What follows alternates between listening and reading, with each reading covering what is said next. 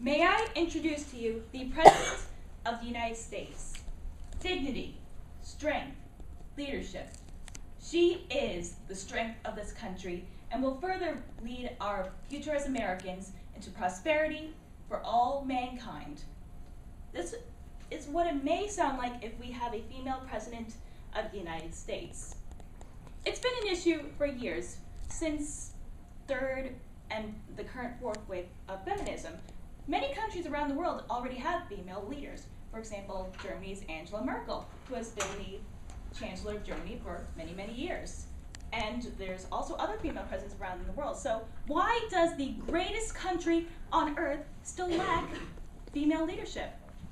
It's puzzling to me and many other women, as women, in fact, do make up half of the population of this country. So why in 2015 do we not have a female leader in high-ranking power? I'm seriously asking, why not? Is there any legitimate reason? I mean, women lead all around the world. We raise kids. If we can raise children, I think we can lead a country.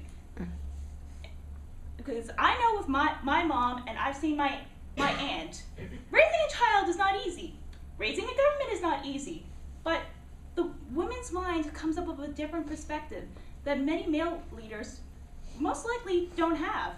And maybe it's about time in this country that we have a little different perspective on leadership. So today, I'm going to explain why maybe considering electing a female president might not be the worst idea in the world.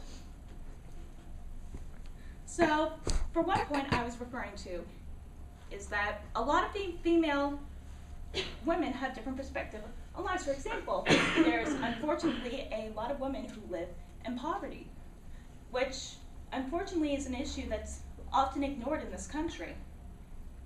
With certain services like Planned Parenthood, a lot of stuff that's generally leaning towards women are often ignored for the sake of certain religious values or to cut taxes, which I believe is ridiculous. Women should have the same access to everything else as men, and if a woman can maybe sympathize more with those values before making a cut. And I know we say, oh, men and women can do everything together, but the fact of the matter is, men and women's brains do function differently.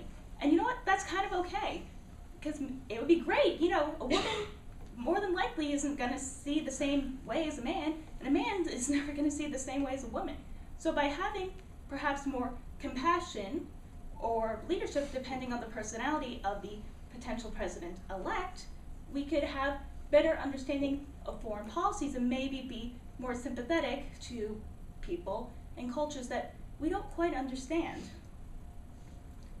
Other than having a different perspective, we've also had many, many great women leaders throughout history.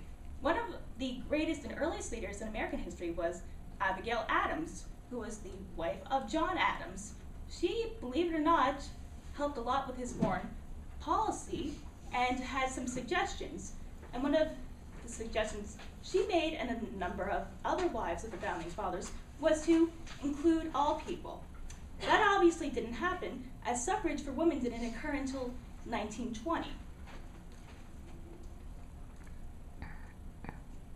So today I'm explaining about the different representatives of why a female leader could be powerful and very beneficial for the future of the United States.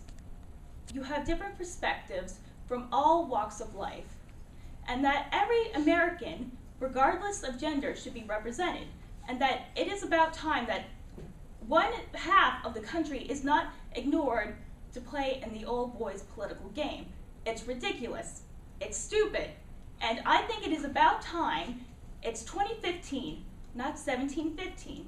And I think, and I hope, before my lifetime, we have a strong, compassionate female leader who will lead this country in a new direction that is more kind and compassionate and will further enhance the reason of why America is the greatest country on earth.